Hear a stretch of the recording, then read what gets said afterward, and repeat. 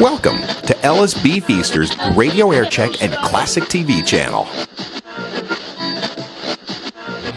I remember the first Christmas after the divorce. It was a very memorable Christmas. We had moved into this little two-room apartment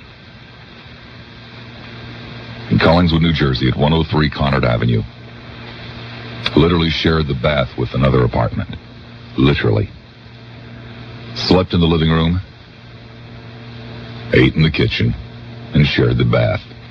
The living room was a room not as big as the studio I'm sitting in, perhaps at best 12 by 12, if that big, and it may have been more like 10 by 12. And in there were two Castro convertibles that were used for sitting on in the daytime and sleeping on at night. But there would always be a gigantic live Christmas tree that was placed right in between the two Castro convertibles, meaning that the Christmas tree would basically be dangling over your bed, especially as the season wore on. And that first Christmas, there was this big tree shoved into this tiny little room, and it was the last Christmas that my father would really be part of. The divorce was not final yet. It had been a very unpleasant affair. And each parent asked me what I wanted for Christmas. Well, I was a very practical child. I'm a somewhat practical man, but a very practical child. And I understood that there was a lot of grief and aggravation and well, just an awful lot going on at Christmas time, and especially this Christmas. That Christmas, as the case may be.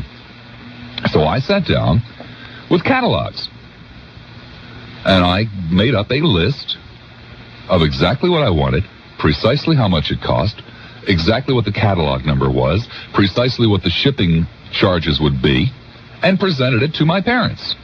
Well, my parents didn't speak to each other, so I gave one to my father and one to my mother. I only assumed that, well, I didn't assume what would happen. Christmas Eve came, my father came over to the house. It was the first time I'd seen he and my mother together in quite some time. Very, very strained. Very strained. And it came time to open the presents so that both parents could see. Well, my father went out and he brought in the presents, and my mother already had her presents around the tree. And it was decided that they would alternate back and forth, back and forth. The first present I opened up was a hook and ladder fire truck. A model of a La France hook and ladder fire truck. It was about 4 feet long. It cost a fortune back then. The front tires rotated with a steering wheel, and the ladder extended. It was absolutely everything I had ever wanted. It was precisely what I had asked for. It really helps, kids, if you give the catalog number and tell them where it can be found. It really does help. It was my father's present. The look on my mother's face was unbelievable. The second present I opened up was from my mother. It was a blue plastic Buick convertible. It's what I wanted. The headlights turned on, and the trunk opened up, and the doors opened, and it was kind of futuristic. It was supposed to be like a 1960 type Buick. This, of course, being the early 1950s. The look on my father's face was worse than the look on my mother's a few moments ago. There also was a chemistry set. There also was a plastic stagecoach. These were the main items. And I was about to find out that I had 2 of each.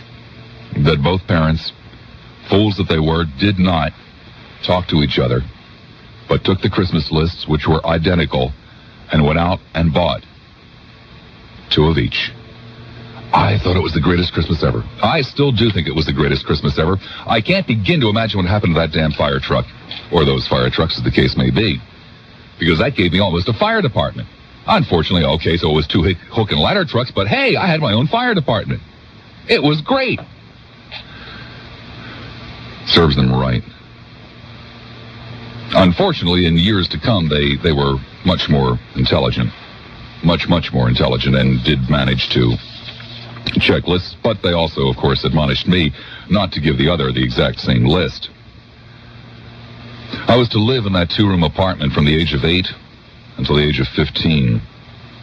There were many, many interesting Christmases that would take place in that room. None quite so interesting as that first one, But there would be presents that I will remember for the rest of my life. That first English racer. It was a bicycle. I don't think they call them English racers anymore. It was a 3-speed bicycle. I remember it. Oh, do I remember it.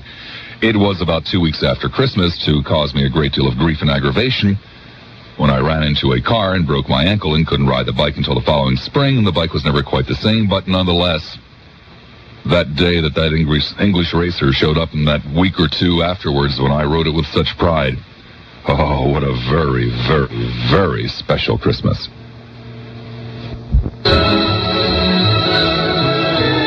The 7 Christmases that would be spent at 103 Conard Avenue were interesting Christmases. It seems that no matter what, I always got my wish. And to this day, I have no idea how that woman, my mother, pulled it off. There were not pleasant times economically. There were very unpleasant times. There were many, many, many nights when dinner was literally a 35-cent loaf of bread from the Colmont Bakery. Because my mother was a very poor manager of money, and she didn't earn very much money to manage to start with. But Christmas, I don't know how she did it.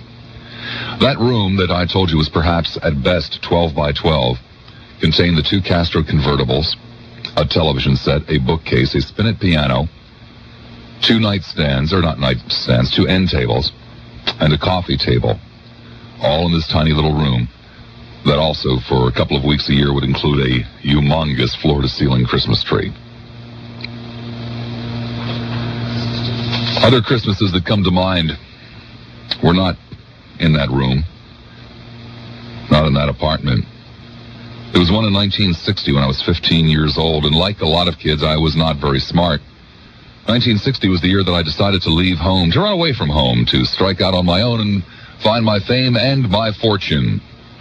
For some bizarre reason, I decided to do so a week before Christmas, and didn't quite have the intelligence to stick around for another 2 weeks. I spent that Christmas at the Sloan House on 34th Street in Manhattan.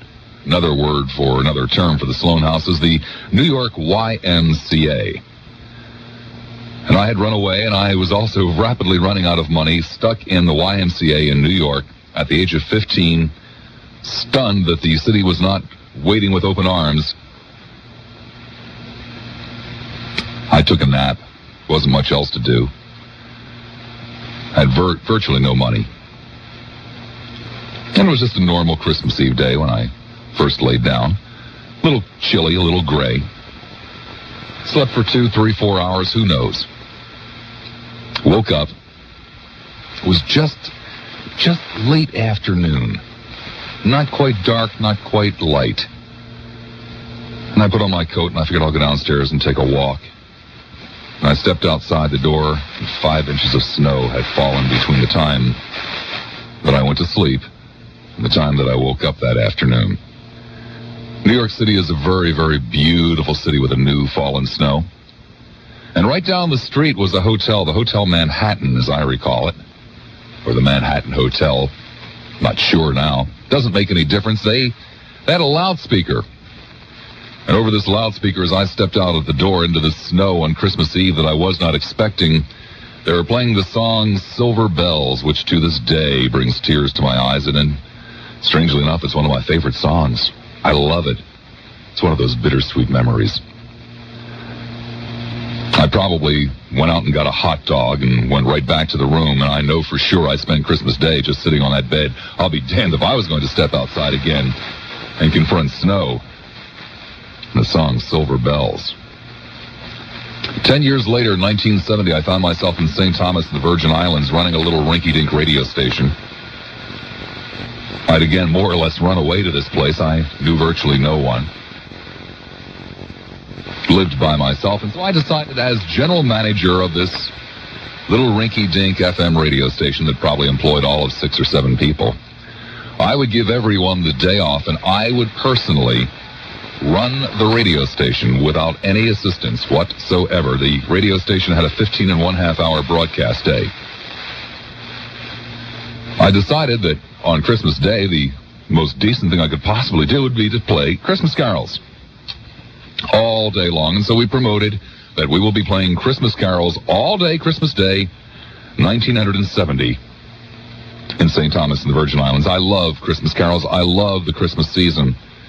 I am Mr. Christmas, believe it or not. I stopped becoming mean. I stopped becoming abrasive. I stopped becoming arrogant. Right around Christmas, I love the day. Even when they're not great days, I still love them. 15 and a half hours of playing Christmas music is more than any one man should ever have to tolerate. As a matter of fact, it is virtually intolerable. But it was a great Christmas. Something very special happened. One of the people that worked for me was a native of St. Thomas. And he came over to the radio station about 1:30, 2 o'clock in the afternoon with a complete Christmas meal that his mother had sent over. I was not expecting it. I was touched beyond belief. But he also brought something else, his dad's very special recipe for eggnog. I had not eaten all day, and I foolishly drank the eggnog first before I ate, becoming completely and totally drunk, sitting there alone by myself in the radio station, playing songs such as Silver Bells, bringing back marvelous memories of a Christmas day alone in New York City at the YMCA, as well as the others that jingle bells. I'll be home for Christmas. Tears streaming down my cheeks, barely able to cue up the records because I can't see, but nonetheless got through the day so that everyone else could have Christmas music. My life is a series of ups and downs. 2 years later, in 1972, was to come another very, very memorable Christmas. This time, I was running a radio station in Utica, New York, again. But things were much better. I was going to go home for Christmas. As a matter of fact, I did go home for Christmas. Payday was to be on Christmas Eve, and I left the evening before, and so I took the payroll and I entrusted it to not only my program director, but to my best buddy in the whole wide world, a young man named Henry Hamilton, who I speak of frequently. And I left to drive 5.5 hours to Philadelphia to spend the first Christmas Eve with my mother that I would have spent in any number of years, quite a number of years. And I arrived home, and Christmas Eve was just like it always was. There was my mother's potato salad. There was the Polish ham. There were the shrimps. The house was fully decorated. All of those little special cut glass dishes that I remembered from my childhood were there, filled with candy, and it was magnificent until the phone rang. The payroll had been posted on the bulletin board without the benefit of envelopes. The staff was going crazy. They were all threatening to quit. I had to return the following morning. Christmas morning, I spent driving back to Utica, New York, the part of Christmas. It's about a 5.5 hour drive. I was within an hour and a half of Utica when I was passing through a small village called the Village of Green. It's literally what it's called on Route 12. I noticed a car behind me, a Buick. And the car would come charging up behind me, almost touch my bumper and fall back, and charge up behind me and fall back. And it did this 2-3 times. Well, I had this really spiffy little sports car. And I figured I'm not going to put up with this crap. I floored it, and I was doing about 85, 90 miles an hour on this 2-lane road.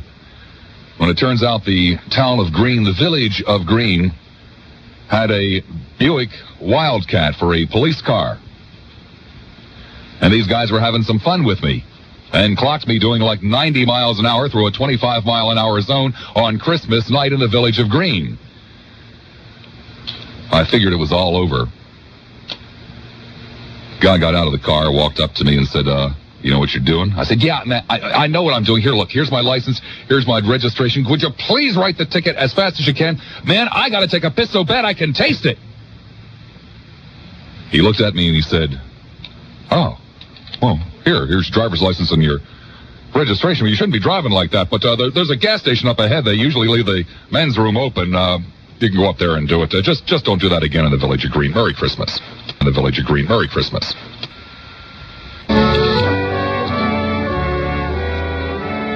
I remember Christmas Eve and the day before, 1981.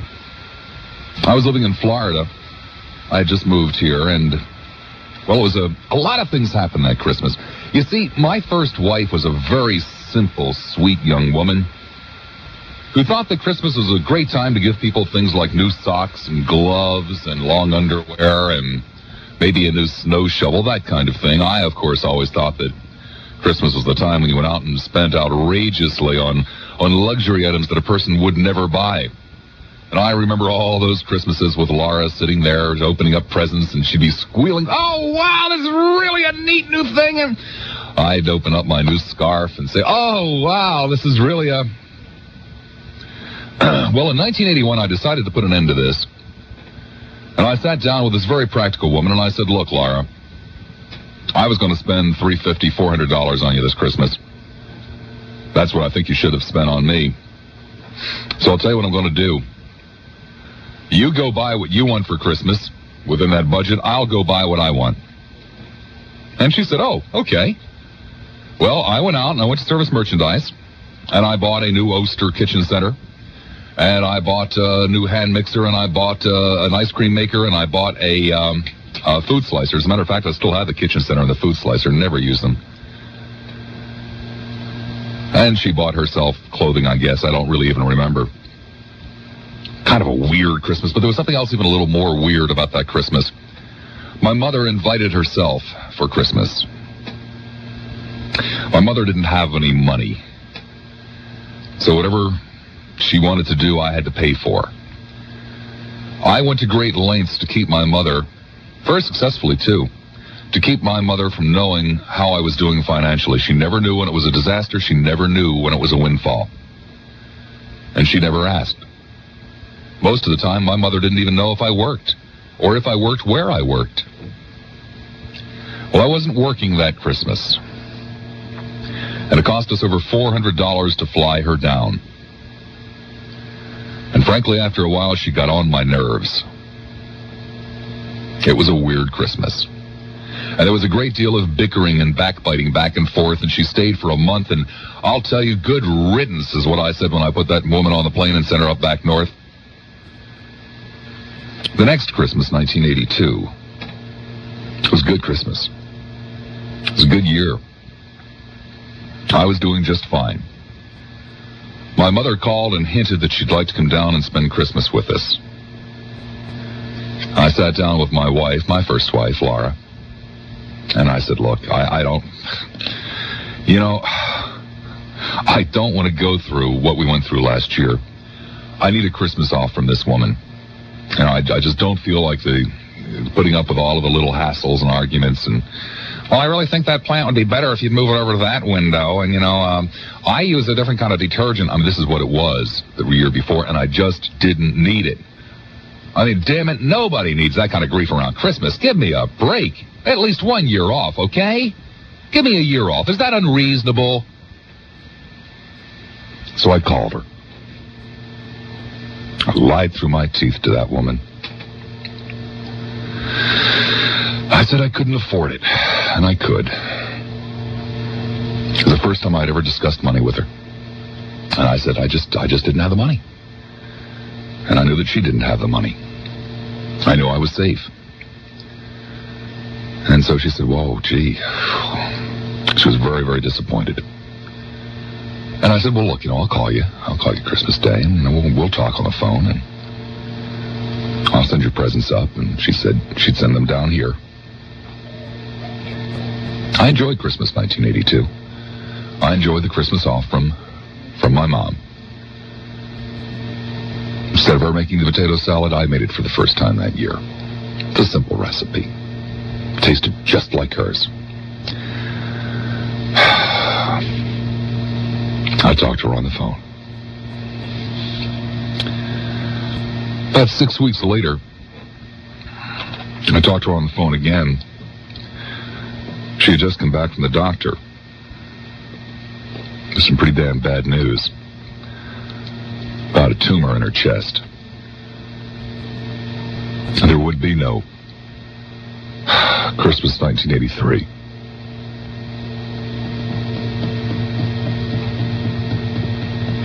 I didn't know.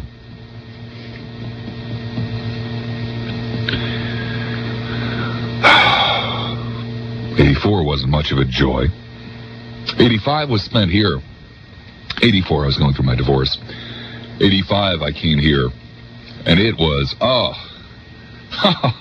it was one of the grimmest. I mean, you can't begin to imagine what a Christmas this was. I didn't know anybody. I hated this town. I had no Christmas spirit, damned little money. I was living in a furnished apartment in St. Petersburg, earning a whopping $18,000 a year. I had just been fired from my job in Miami. My car had been repossessed. I was facing bankruptcy. Oh! I wanted no part of Christmas. No part of it whatsoever. For the first time in my life, I had zero interest in Christmas. Until December 24th, 1985. About noon. I suddenly went and ripped open the barrel of Christmas things that my ex-wife had decided to split with me. She kept all the good stuff and gave me all of those homemade trinkets that she had put together. That's okay. There was a little ceramic Christmas tree in there and a little ceramic Santa Claus. And I dug them both out, and I plugged the tree in, and I stood the Santa Claus next to the tree. I went down to the Winn-Dixie, got myself a small Polish ham, 5 pounds of potato salad, an onion, a stalk of celery, a jar of Hellmann's mayonnaise. I came home, I made the damn potato salad. I warmed up the ham. It never tasted better, and it was one of the best Christmases of my entire life. There were some very, very special people along the way, too. Mrs. Boswell. She was a landlord in that little 2-room apartment in Collingswood. She was also the owner of a gift shop in Collingswood. The corner of Haddon Avenue and Collins Avenue. Boswell's Gifts. She was a nice lady. She and my mother had a lot in common. They both had only children. Both were sons. Both relatively close together in age. Relatively. Mrs. Boswell had been a divorced mother. She was now remarried, but she knew what it was like. And she was very, very kind and considerate and understanding. She would let my mother fall 4 and 5 months behind in the rent. Never really threatened to put her out in the street. She'd give her some grief about it, but hell, somebody had to give her some grief about it. And I told you about my Uncle John, the priest, who used to send the money that my mother would turn over to me. Well, every Christmas, I would go up to Mrs. Boswell's gift store, and Mrs. Boswell would casually ask me how much money I had to spend, and I would, as an innocent child would do, I'd, dig in my pocket and I'd pull out the $10 bill or the $15 or the $12 or whatever it was that year. And Mrs. Boswell would nod. And there was a strange thing about Boswell's gift shop. Nothing was marked. Nothing. That I can remember anyway. Or if it was, I wasn't smart enough to read the prices. There might have been a code. But if so, as far as I'm concerned, there were no prices. And Mrs. Boswell would say, well, why don't you pick out some nice things for your mother for Christmas and bring them up here to the counter and we'll settle up. And every year I would do that. And it never made any difference. No matter what I picked out, no matter how many things I picked out. When Mrs. Boswell got finished with her little sales pad there, adding it up and writing it down and calculating the tax and calculating this and the other stuff, it would always come out to just about exactly what I had. If I had $10, it would probably be $9.95. If I had 12, it was $11.57. Never made any difference. There was always just enough. And sometimes Mrs. Boswell would say, well, gee, this is very lovely. I think your mother will like that so much.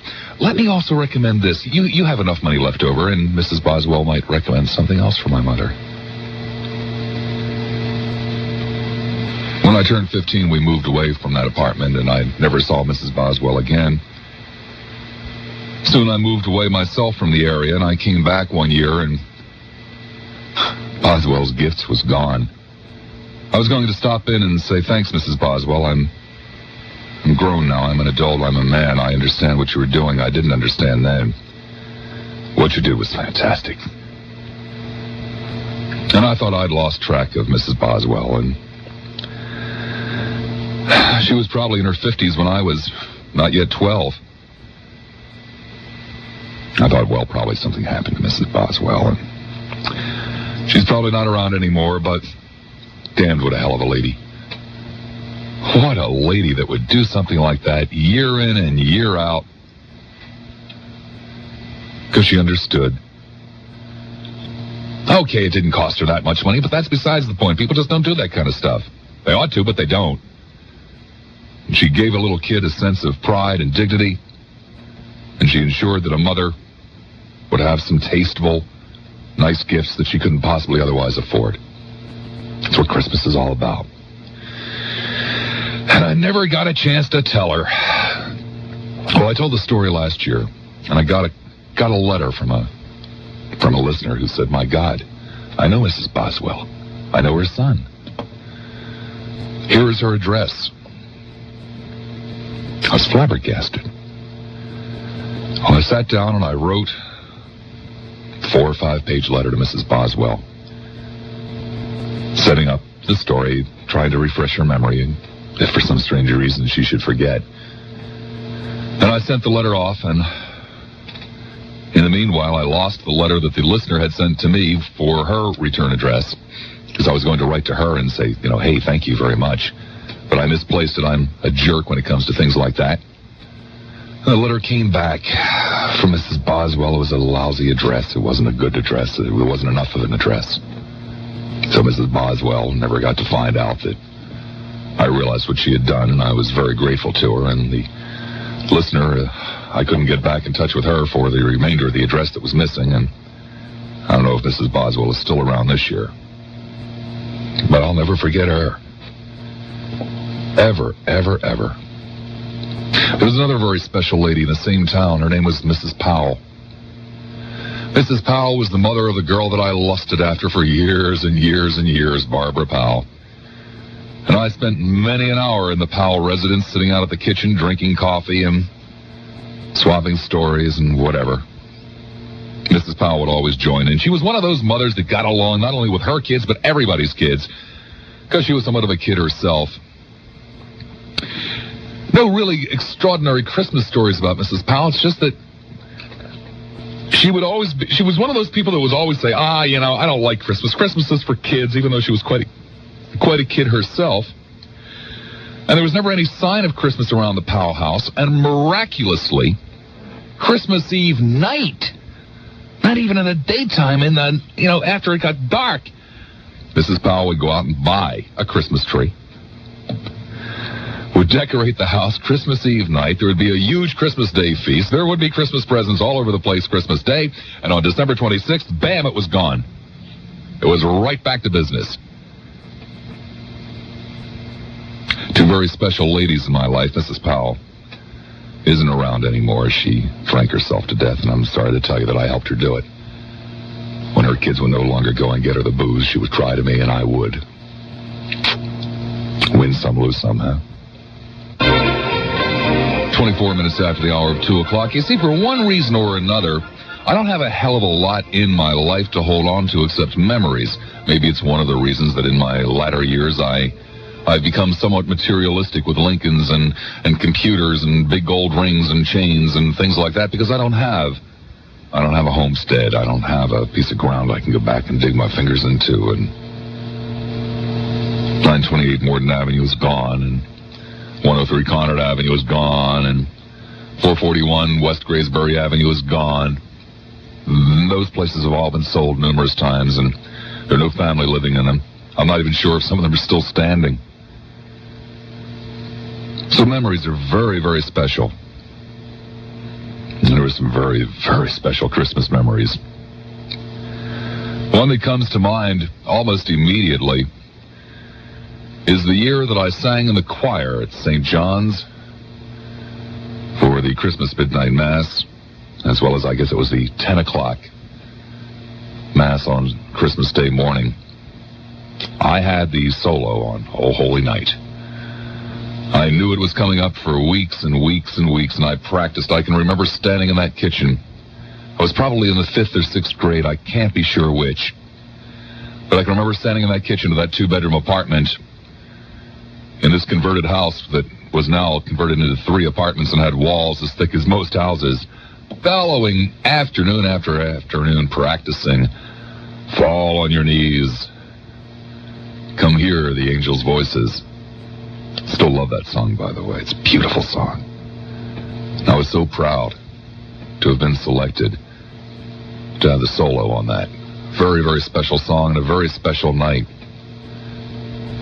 I tend to forget that part of Christmas Eve, especially after I turned maybe 10 or 11 years old, that part of Christmas Eve was midnight mass. Building up to the excitement. I remember Christmas 1984 when the scoundrel of a woman who I had helped get her money back on the watch in the middle of a divorce gave me a set of towels for one. It was the last year we exchanged gifts. I was deeply insulted to have received a set of towels for one from my ex-wife. Someday I shall return the favor. There was the year that my mother gave me the best Christmas present that anyone has ever given me, before or since, and I don't think anyone could ever top it. It was a very, very special gift. You frequently hear me talk about tasty cakes, because tasty cakes are not only a favorite of mine, but an institution in the area that I grew up in. One year when I was somewhere in my mid to latter 20s, I don't know why I can't place the year. Actually, all I have to do is open up a folder and I can see the date on it. But that year, my mother gave me one share of Tasty Cake stock. It cost less than $20. I think it was something like $18.50 at the time. And it was the most marvelous gift. It was the most thoughtful gift. It was the most kind, the most loving, the most creative gift that anyone had ever given me, and no one has topped it, and I don't think it can be topped. I remember laughing and giggling and clutching that thing to my chest, and I still have it.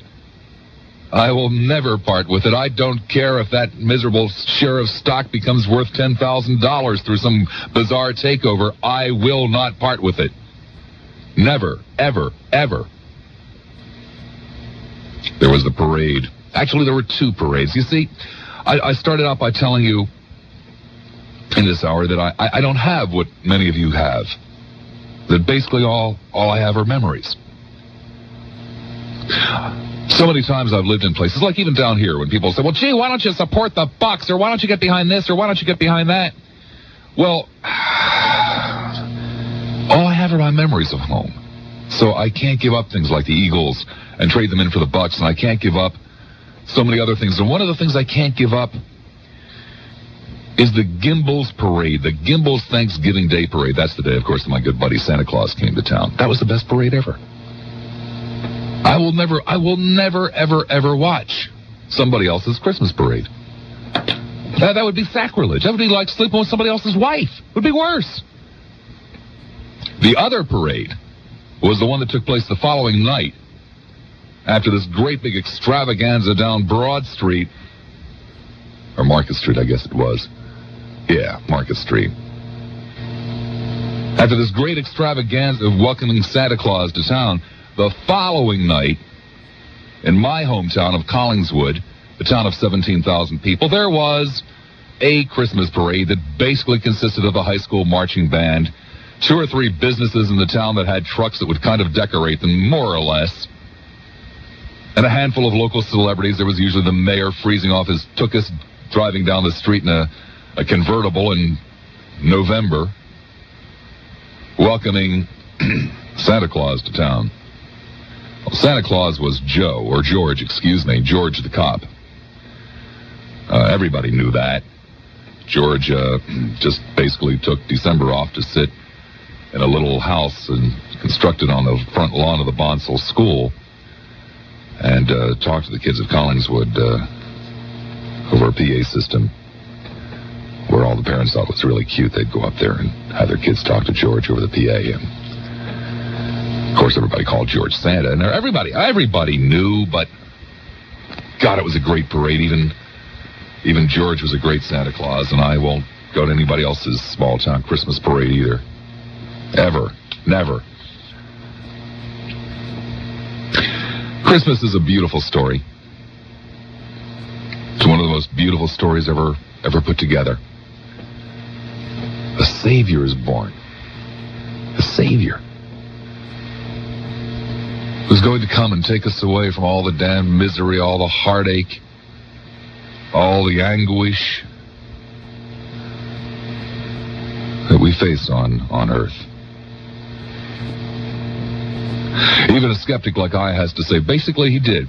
Basically, he did. Unfortunately, I only see it 1 or 2 days a year. Everybody else thought it was going to be forever. I wish I could believe that story. God, what a gorgeous story it is. That God comes down from heaven, delivers into our hands his only Son, whose mere presence on the face of this earth will relieve us of all the inequity. What a great story. But even though I don't believe it, I certainly do appreciate it. It's a beautiful tradition. There is, by the way, in my house, it's a miniature, but there is a nativity scene. It's not unusual. I don't find it inconsistent. And tomorrow I will have very vivid memories of the birthday cake that my mother used to make for Jesus, the Jesus birthday cake, complete with candles. And I, of course, was always asked to blow out the candles because Jesus wasn't there in person to do so, only in spirit. And I'd kill to know what happened to that little manger and the little baby Jesus that would sit on top of that cake every year. They've disappeared too. I can't begin to imagine anybody throwing them out. I would never throw them out. I'll tell you this much, if I had that manger, if I had that baby Jesus, I'd bake a cake. It's tradition. I love tradition.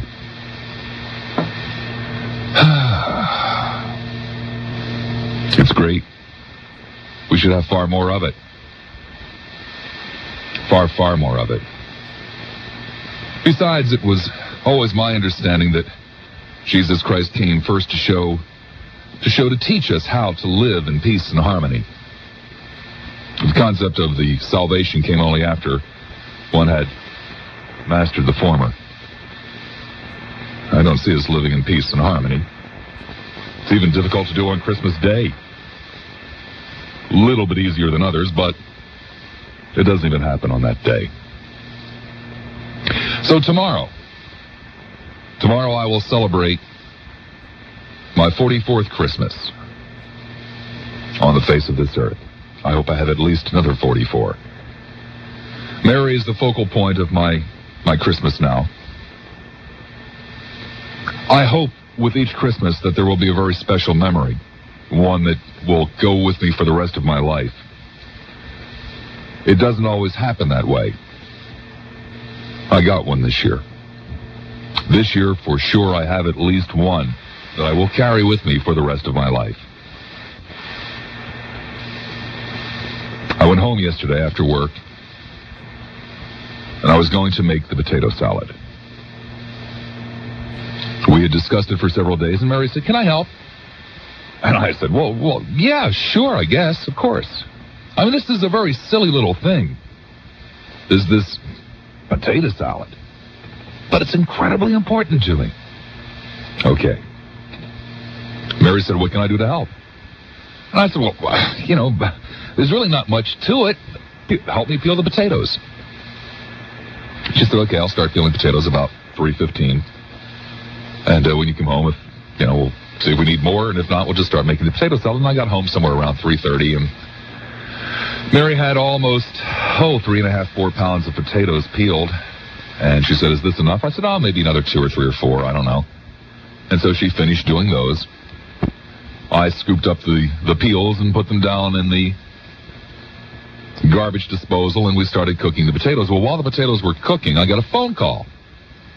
Phone calls from a guy named Bob Grant. He does a talk show in New York. We have the same agent, and he was just giving me a courtesy by calling, and we got to talking about the business, and the next thing I knew, the potatoes were finished.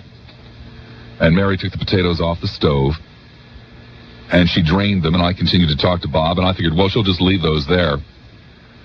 Because we'd never totally discussed the secret recipe. You see, the secret to this potato salad is that you put the mayonnaise on just exactly as soon as you finish draining the potatoes. While they're still really hot, the potatoes just suck in the mayonnaise, and you don't really see any mayonnaise. You can just taste it. That's the secret to the potato salad, okay? Well, I'm on the telephone. Mary drains the potatoes, and the next thing I know, she's filling the pot with cold water. My heart literally sunk. I'm telling you the truth. I haven't even told her this yet.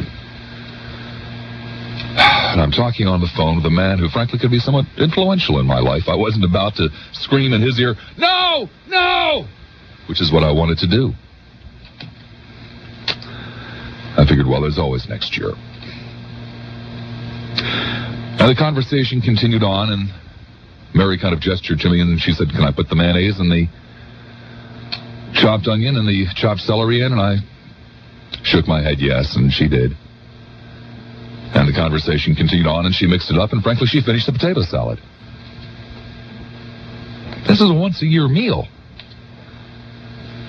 The conversation ended, and I walked over, and she asked me if I wanted to sample it. I said, sure.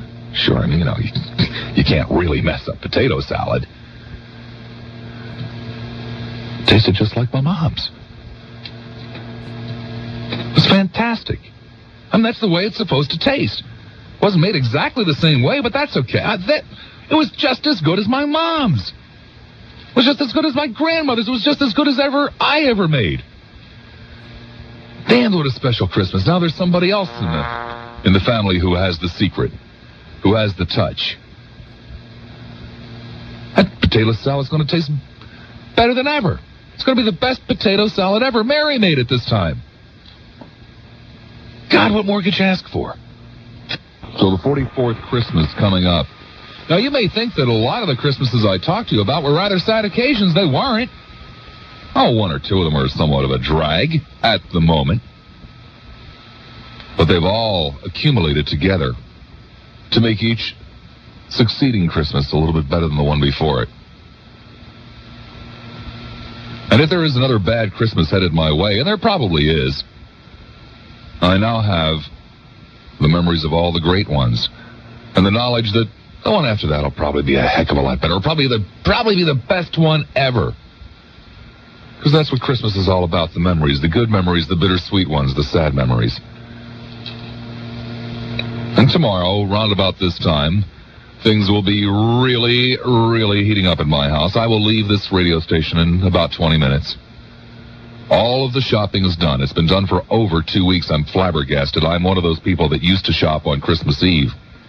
I'm just getting a little bit too old to be running around the mall with buckets of sweat pouring out of my head at 5:45 when I still haven't bought anything and I don't know what I'm going to buy. I will never go through that again. I used to enjoy it, but I guess it's the heart. It just won't take it anymore. The tree is up. It is the best tree ever. It is a beautiful tree. The decorations are around the house. They're the best decorations ever. Many of them Mary made. She's much better at it than the first one. Much better at it. There are no great fears this year. Last year, there was a big silver package that I spoke of over in the corner that I hoped against hope would set Mary's heart to dancing. I was wrong. It didn't. It was an impulse buy, something I thought she'd want. And, well, it was kind of what she wanted, but it wasn't exactly what she wanted. It would be kind of like, I love cameras, but I like a certain kind of camera. And if you bought me a brand X, it just isn't quite the same as the one I would want. That's kind of like what I did last year. But this year, I stuck pretty much to the list. There are no impulsive. Well, okay, there's one impulsive buy, but it's just not that important to me. I mean, the one in the silver package last year, that was kind of important, and we just won't make that mistake again. There's only one impulsive buy, and it's just no big deal. In about 25, 26 hours, we shall start opening the presents after, of course, we consume the best potato salad ever, along with the best Polish ham ever, and Mary has promised a surprise or two of her own for Christmas Eve dinner tomorrow. And we shall open the presents, each and every one of them selected with love, selected with care. You can ask for no more than that. And we'll sit in front of the fireplace and probably crack open a bottle of wine. And I doubt very much I will leave that house before next Monday. I doubt very much I will just basically close the door and celebrate with the woman I love so very, very much. A quiet Christmas, which is the best kind of Christmas as far as I'm concerned. But yet, it's not going to be that quiet. Because I'm bringing with me 43 years of Christmas. 43 years of memories. And Mary will be bringing with her not quite as many. And they will all blend together. And her Christmases will become mine, and mine will become hers, and we are now starting to have several our Christmases. And even though it will be just the two of us, there will be some very, very special guests. Some from Mary's side of the family, some from mine. Some people who, adults, grown-ups, won't quite understand. There'll be some kids I went to school with there. There'll be some cousins. There'll be some people I used to work with. My mother will be there, as is her potato salad. My grandmother will be there. My Jaji will be there. They will be dressed in their Sunday best. My dad will even be there. Hoping against hope that there won't be any duplicates in the presents this year. I don't think there will be. I don't think he has anything to worry about this year. They'll all be there. Each and every one of them. They will be there this year. They will be there next year. They will be there every year. They're very, very special invited guests. Okay, so they will be there only in spirit. It's almost as good. It's almost as good. And somewhere Aunt Kate will be working in her spotless kitchen in her spotless house, putting out that great big turkey dinner that she won't touch a morsel of. That horrible-looking, pukey, brown gravy will be served at the table. And it will taste just great. It's the best gravy you've ever tasted in your entire life. And that'll be served somewhere this weekend. And Uncle Franny will carve that bird to absolute perfection. And all the kids will be around the table. And they'll let me play with all their toys. And a little bit later on in the afternoon, Aunt Marie and Uncle Joe will show up, and Aunt Marie will be bellowing, and she'll have her 4 kids in tow, and somewhere we'll all sit around and smile at each other and exchange season's greetings. And somewhere out there, I don't know where for sure, but somewhere there's going to be a kid who's going to get a very special bicycle. That'll happen all over again. And when it does, you know,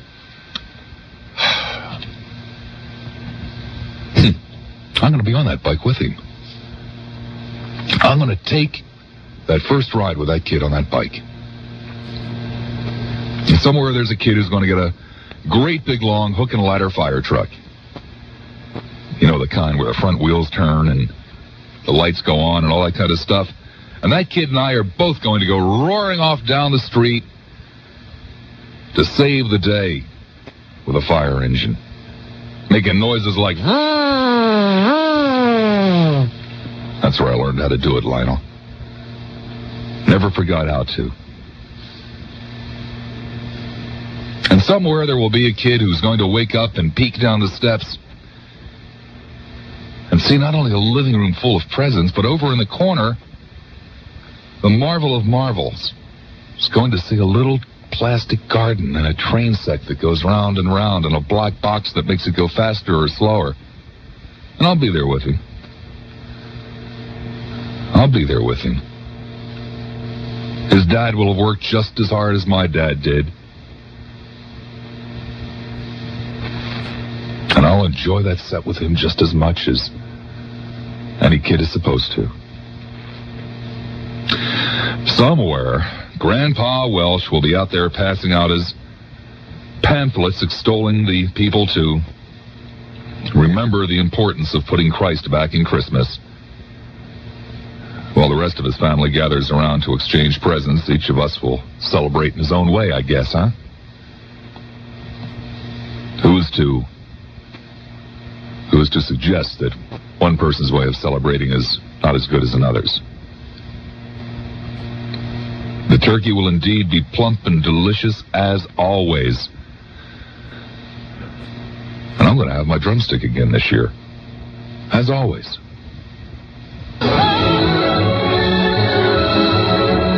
Now, I suspect that not every present that I'm going to get tomorrow afternoon, tomorrow evening, is going to set my heart to dancing. I don't think any of them are going to be quite as bad as, gloves and a new scarf.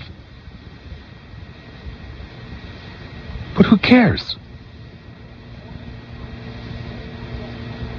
These are gifts selected with love and given with love. Just as the gifts I'm going to give were selected who may not set the heart to dancing. As always, I'm going to hold my breath, hoping that the gifts I'm going to give will please, because that's what it's all about. And soon, unfortunately, it will be over. It only lasts for a couple of days. But it's not over yet. It's hardly begun. And I will cling to every second, to every memory, secure in the knowledge that something will happen over the next few days that will become a treasured memory just as soon as next year.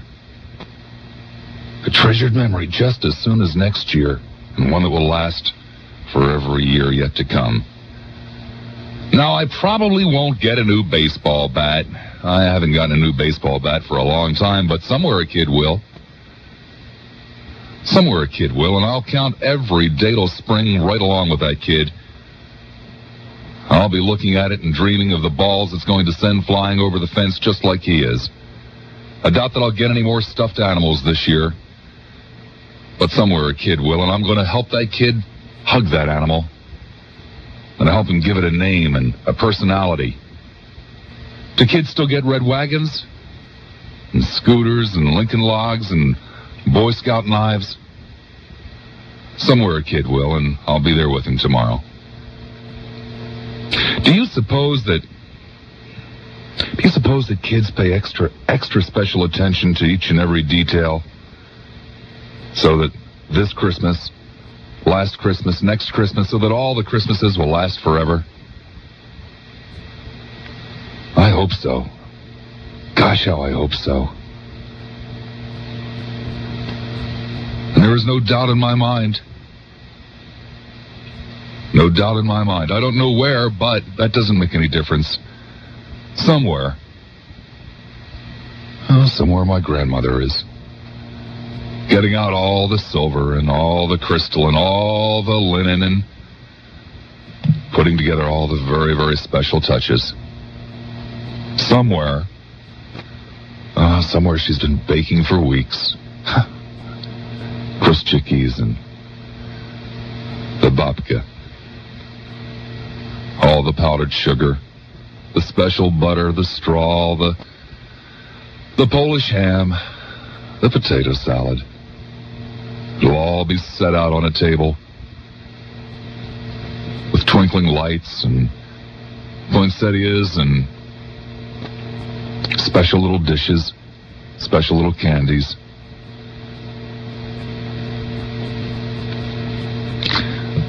No doubt in my mind, somewhere, my Jaji is sitting down in his big, overstuffed great chair, his favorite chair. He won't say much. He'll just be there in his Sunday finest to supervise and oversee every single detail of the day. Somewhere my dad is planning out on a piece of paper exactly where the roads are going to go in that little miniature garden and what angle the paper mountain will come in at and where the little plastic houses will go. So that tomorrow night after I've gone to bed, the little town will live once more.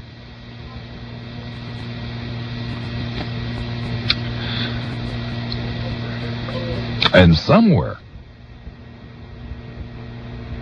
everybody I've ever spent a Christmas with, somewhere we'll all gather together again for the best Christmas ever. We're all going to gather around the prettiest Christmas tree ever. We're all going to feast on the best Christmas dinner ever. It's going to be the best ever. Because each and every Christmas of the past is all part of this one. You know, that's the nicest thing about Christmas. It's cumulative. One Christmas adds to the next. My Christmases are part of yours. Yours are becoming part of mine. In about 26, 27, 28 hours, who's counting from now? Mary and I will be finishing up the potato salad and the ham and eyeing that pile of wrapped gifts. Each one selected with love and care. Hey, what more could you ask for? Merry Christmas, everybody, and a Happy New Year.